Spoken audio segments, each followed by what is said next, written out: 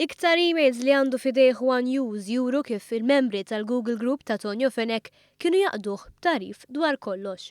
Saħansitra mhux biss kienu jagħtuh informazzjoni sensittiva kif żvelajna l-aħħar ġimgħa, iżda kienu jinformawh ukoll b'dak li kienu jagħmlu bħala parti mix-xogħol tagħhom.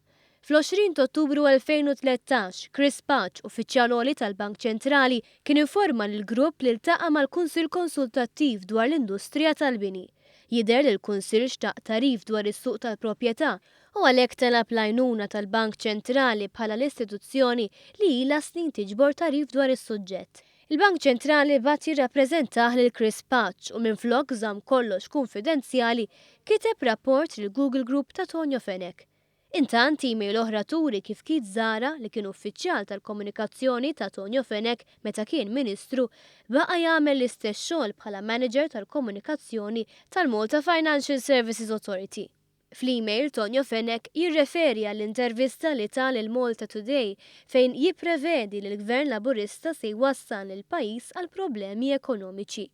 Jgħid lil Zara biex itella l-artiklu fuq il-paġina tal-Facebook tiegħu.